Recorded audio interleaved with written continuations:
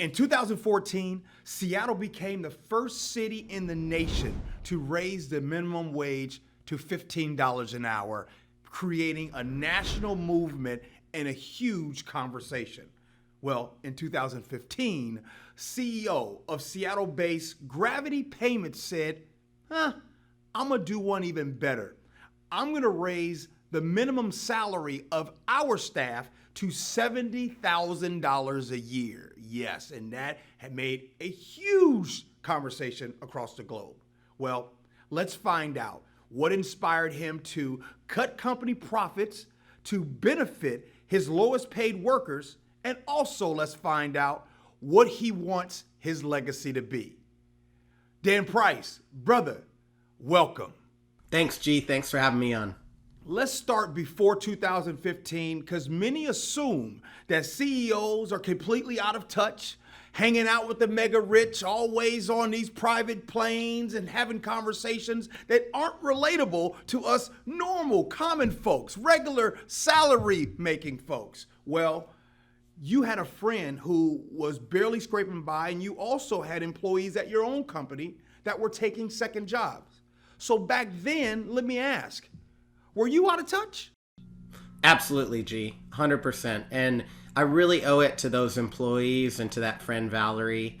You know, the other employees that I talk a lot about, Rosita Barlow and others, who really, confronted me in their own ways to help me get back into touch. Because absolutely, I was out of touch. You know, I was making $1 million a year, and that sounds like a lot of fun. Of course, that's great. And, it'd be good for everybody to, to have the opportunity to make enough money to be happy and healthy and those sorts of things.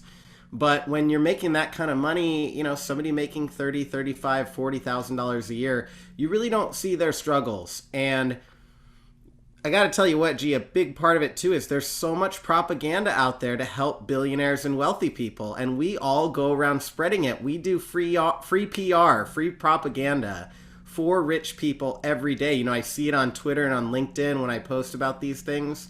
Everyone wants to stick up for the billionaires, and it really doesn't make sense. Of course, we all would like to see ourselves in that position someday because we believe in ourselves and we believe in the American dream and meritocracy. But the reality is the statistics say exactly the opposite, which is if you're not wealthy, chances are you're never going to be wealthy. And so we really need to rein in, wealthy people in general. And absolutely, I was out of touch. Yeah, you're right. Can you give us an example? You're totally right about the propaganda that we see on social media. I've had plenty of people argue with me, fight with me about why billionaires should continue to thrive. And I don't understand it because I've never had an argument with a billionaire. I don't know if I know a billionaire, to be honest with you. But anyways, what are some examples of sometimes that you might see on social media to help us recognize that? Well, one was, calling me a socialist, 6 years ago in 2015 when I did take the $1 million pay cut so that all my employees could make at least $70,000 a year.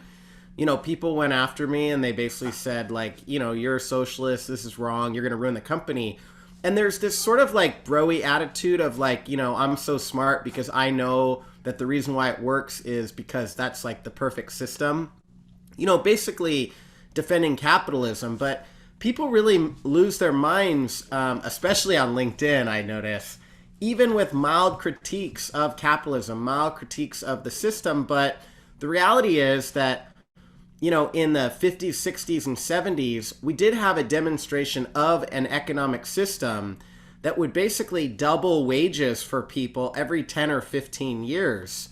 And we also at that time had a tax rate for wealthy people and for corporations that was upwards of 50% of corporate revenue going to taxes. And so that system worked really well for everybody but those ultra wealthy billionaires. And in reality, it worked well for them too. I just think that we just got to get this sort of disease of trickle down economics out of our head, because we've just all been beat over the head with it for so many decades now, that we forget that there are alternatives. Even other countries that you want to look at it, be it Costa Rica or some of the countries in Northern Europe, they have a more equal system where people have access to healthcare, to education, for free.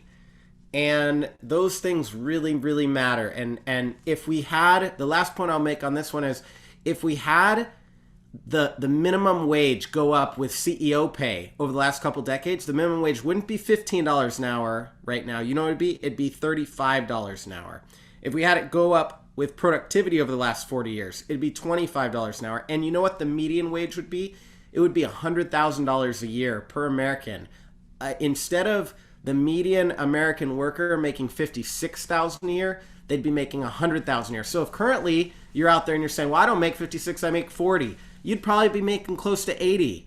If somebody making 60, you'd probably be making, call it 110, 120,000.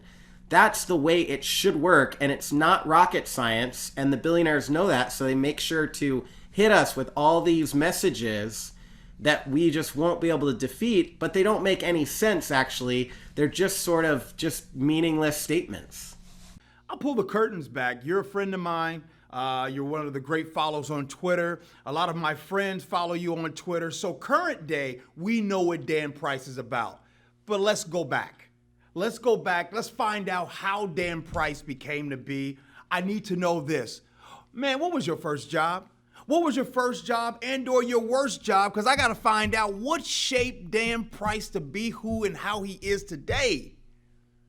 Well, that's very kind of you, G. And I got to tell you, one of the things that we do have to keep in mind, I'll answer your question, but I just need one caveat, which is everything that I've done is actually normal and should be considered normal. Because all I did was basically take the resources that were created by these people that were working at Gravity Payments and just fairly give it to them, or at least closer to fair.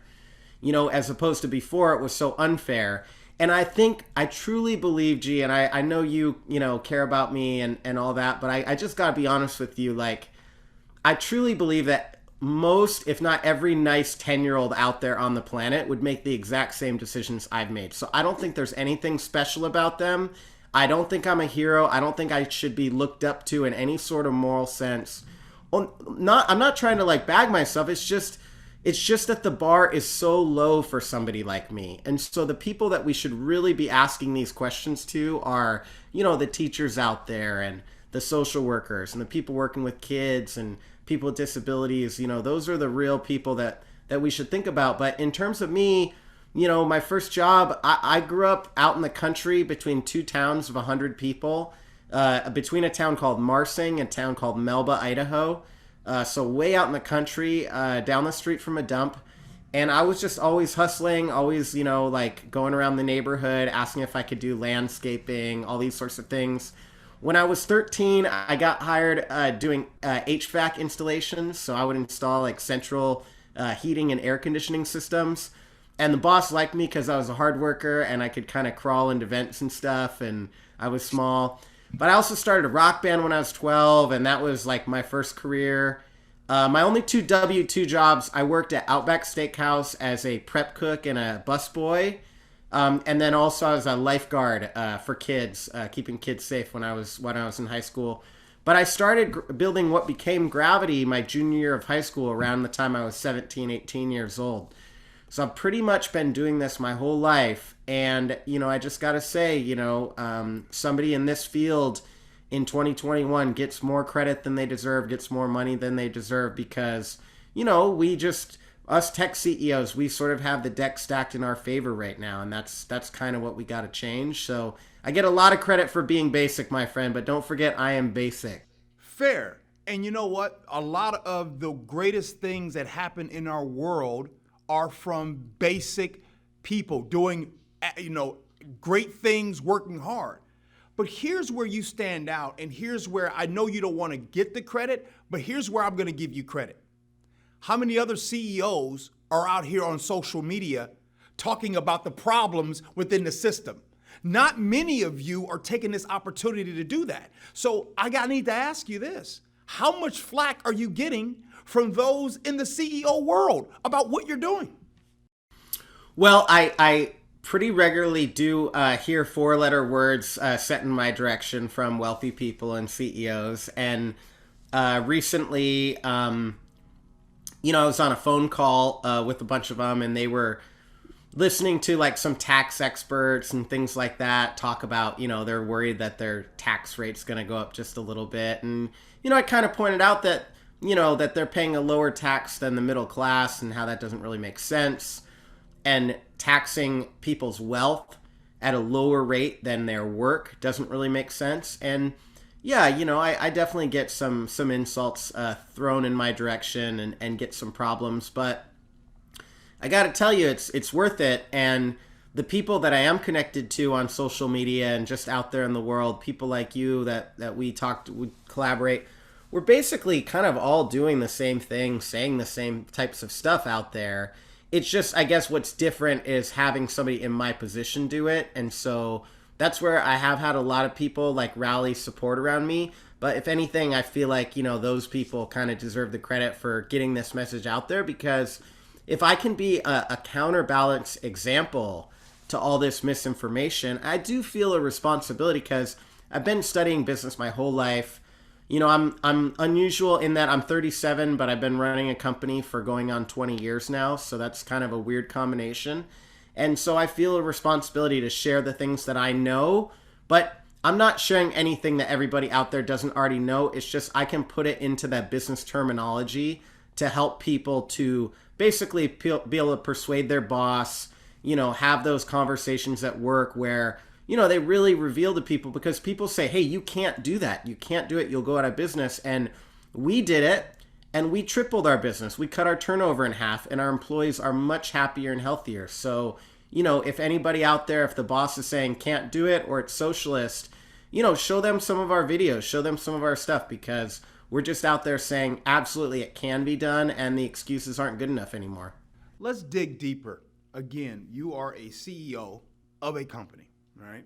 And the one thing that I've learned about you is I think of the word empathy, and it's something that you have when it comes to others. I'm not saying that other people don't have it. I'm just saying something personally about you. For me, brother, I lived in my car, and I believe that's the reason why a lot of times I have empathy for others when they have a hard time. I need to dig deep and find out what happened to you to discover this part of you to be more empathetic towards people. What type of personal experiences for you that led you to this path? There has to be something deeper. Well, again, G, I'll answer your question, but I'll just say, if you walk around Gravity Payments, talk to anybody that works there, they're all empathetic. So everybody out there is empathetic or has the ability to be. And the only reason why somebody like me, the reason why I stand out, I think, for you too, you're in media and everything, so you stand out because it's harder to find somebody who's empathetic in media, let's be honest. But it's extremely hard to find somebody who's empathetic, who is a CEO who's controlling people's pay, because the system selects for the people that are not empathetic. So, I don't think I deserve really too much extra credit on that. But I mean, I guess some things that did help me in life were, I was the fourth of 6 kids raised in a conservative Christian family. So I knew what it was like to kind of be an outsider. And then I went to school for the first time when I was 12 in 7th grade. So that was tough going to school. Going to school in 7th grade when I didn't have social skills because I'd been homeschooled and I didn't know any kids. And that was a tough combination because 7th grade, is not the year where people are the nicest to outsiders. But I had some friends pull me aside and help me out, be like, hey, I don't know what your budget is, but if you can afford some different shoes, that might help. So then I saved up, bought some different shoes, and then they made fun of me again because it was Payless shoes and they're supposed to be Vans, but I didn't know the difference. And so it's like all these like things where I realized, that stuff's kind of arbitrary. It shouldn't really matter what kind of shoes I'm wearing in terms of if you want me as your friend. I mean, if you want me as your friend, it should be like if I make you feel good, if I support you when you need me, if I, challenge you or confront you when you need me to. Like, that's what a good friend is. And so it was eye-opening for me to see that at an early age, how that was a little bit backwards. And, I feel like having that struggle of, making that initial friend group, like going into school. But, again, I don't think it's anything real special. like starting my company was tricky. It was difficult. There was definitely a period of time where I had, I don't know, 20 or 30 bucks in my bank account. Like things got, to a difficult spot, but I was always smiling, and I always felt like if I can just go out there and help these small businesses and they trust me, that's what's going to make me happy in the long term. And of course, I found out later on how important money is and how important having enough money to support yourself is. But at that time, I was 18 years old, so, it was fine, and I really enjoyed the process. But I got to tell you, I think the number one thing that's given me empathy is just the people I work with are such good people. I just want to just try to keep up with them. And also all these community small business owners. I walk around Seattle. We have 20,000 small businesses that we do credit card processing for. But our first 1,000 small businesses, I personally was the rep for the salesperson and customer service person for a majority of those first 1,000 businesses. And a lot of them are still using my company, Gravity, and I walk around and see them, and they're just such amazing people that sacrifice so much. And so I think just being exposed, to people like you, to small businesses, to my employees, I think that's, allowed me to work on myself, become a better person. But, I try to do the right things. I try to, go to therapy, go to, do my yoga, my meditation, my exercise. I try to eat healthy when I can, like just again, kind of like just taking care of myself. But again, what an amazing privilege that I have to be able to invest in myself in that way, where most people couldn't afford to do all those 5 things that I just said. So, I think a lot of it really is in all those built-in advantages. So, we gotta, those of us who have been blessed to get on the other side of, tough situations like you have, we have a responsibility to figure out a way to lift everybody else up and change the system, because we don't want a system where we pretend that we want people to be homeless living in a car so that they can be more empathetic, because we can be more empathetic just by taking care of ourselves, going to therapy, doing all the right things. That, idea that we need those low struggles to be empathetic, I think that's sort of a part of the problem with the billionaires. 6 years ago, in 2015, you made a promise to about 33 sixth graders. What was that about? And then bring us current day. See, Dan, that's the thing. I know you don't like talking about yourself, but you're on the show. So I know what happened, but I want the people listening to know what happened. Yeah, I mean, I don't mind doing a little chest beating as long as it will help some people out there. And these sixth graders were just incredible. So I got this envelope. It was like one of those manila envelopes, the kind of yellowish ones. And it was had tons of tape around the side, reinforced. And it was like, oh, somebody put a lot of care into this envelope to make sure nothing happened. But it was kind of hard to open because it had tape covering the whole thing for armor for this envelope. So I opened it up and I saw 34 letters in it. 33 from the sixth graders in Irvine, California at Woodbury Elementary School, and a 34th from their teacher, Hillary Dimitrick at the time, now Hillary Gray. And Miss Gray explained that her 33 students had chosen to write a letter to me about what they were thinking about what I did, about their own hopes and dreams, and what they wanted to, do to give back and succeed and all these sorts of things. And then she sent me a DM on social media separately and said, hey, it would really mean a lot to my students if you could write a letter back. If you can type one up and send it, that would be the best. But if you just want to send me a note on social media, I'll read it in front of the class, and it'll mean so much to these students because they're not expecting that you'll be able to write back to them, and this will really encourage them with their writing.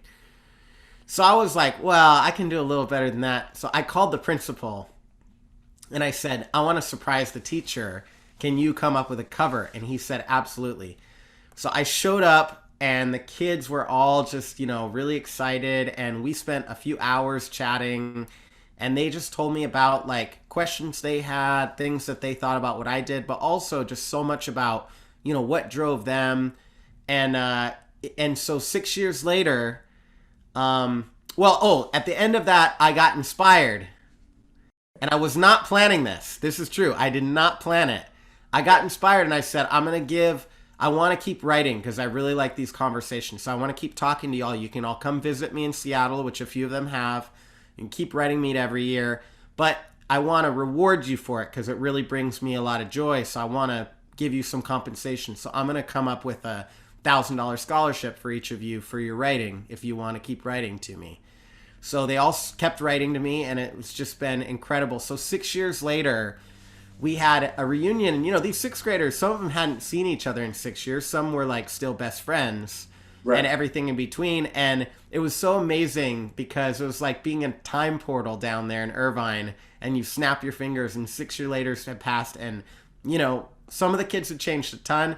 There was this one dude, CJ, and he was the biggest kid in the class. He was 5'10" or something as a sixth grader. And I go back 6 years later, the dude's still 5'10". So now everybody caught up to him. And it was so funny to see all the little changes. But we just had such a good time.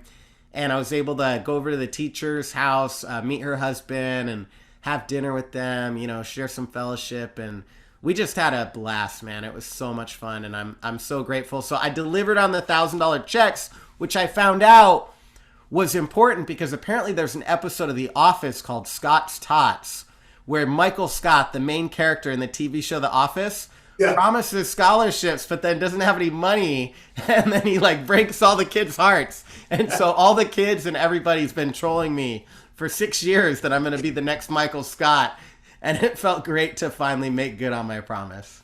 That's awesome. I just got a few more before we get to the last question, which is what you want your legacy to be. We'll save that for last. Can money buy happiness, Dan? Can you buy happiness? And if not, what can money buy? Well, I'll tell you what, G, I know for sure that, it's not right when people say money can't buy happiness. I know that for sure. Because giving money to people in poverty has been proven to be the most effective antidepressant ever in history. Literally, you give money to people in poverty and you just watch statistically the depression subside. And so it's a lack of money that can steal your happiness. So it's not so much that money gives you happiness, it's a lack of money that steals your happiness. And this was proven in 2010 by two scientists who both won Nobel Prizes for the research, Angus Deaton and Daniel Kahneman. And what they said was in 2010, sort of in middle America for a family, if you have less than $75,000 per year coming in, for every dollar you take away, it costs you more in terms of your well-being, your health, your happiness. But once you get to that, whatever that magic number is, and where you and I live in Seattle, let's be realistic, it's not $75,000 for a family, it's probably $150,000 for a family if we're being realistic about things.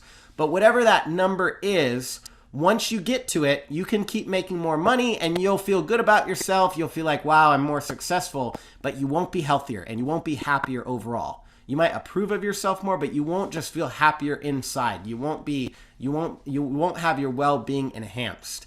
And so this is part of what we misunderstand because most people have had the experience trying to get up to that magic number, whatever it is.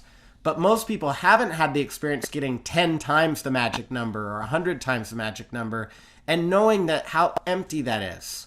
And so I will say to you that for me, giving up all that money made me happier, and I'm way happier working in an environment where everyone's taken care of in terms of their well-being rather than having a whole ton of money. So, it's a complicated answer, but I would say we definitely can't say money won't buy happiness because it buys happiness for everybody that doesn't have enough.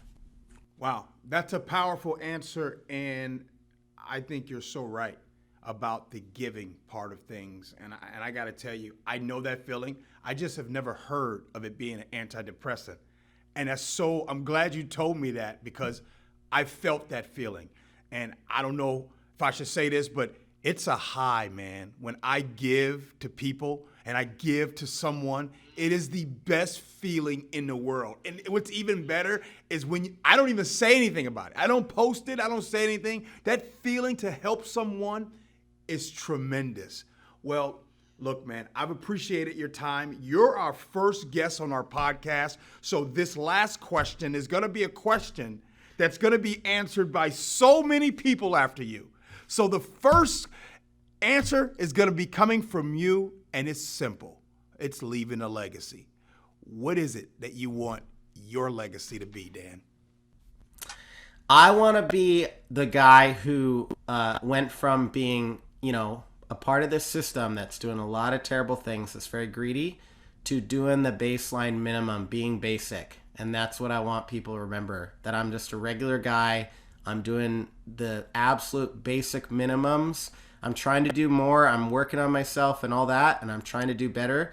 But I'm just always trying to do the basics, because I really think that the most overhyped, the most overpaid, the most over glorified figures maybe in the history of the world are wealthy people and CEOs in 2021.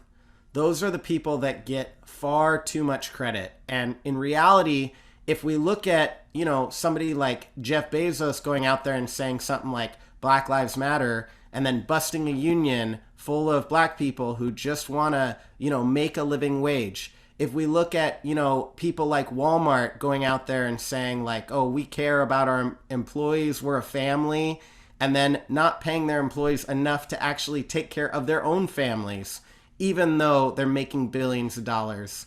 These things shouldn't be considered normal, and therefore I shouldn't be considered great. So I just want us to, rethink that. And I want my legacy to be that I was just a, basic guy that did the right thing and did the minimum. Nothing more, nothing less. No reason that this guy should get any special credit. Let's just go about our business. Dan Price, grateful for your time, brother. I really am grateful for everything that you do in this world. And you're right. I love the regular stance that you have, but I love the big heart even more. And more of us in this country need to grab some of that, bottle it up, and sprinkle it on each other and create a better society and better hope for a better tomorrow. My man, peace and love. Thanks, G. You're making the world a better place. I appreciate you, and it's so fun to talk to you all the time. So happy to do it anytime you want. Thanks, brother. You take care, man. Thanks, G. Yes, take care. Sir. All right, take care, bro.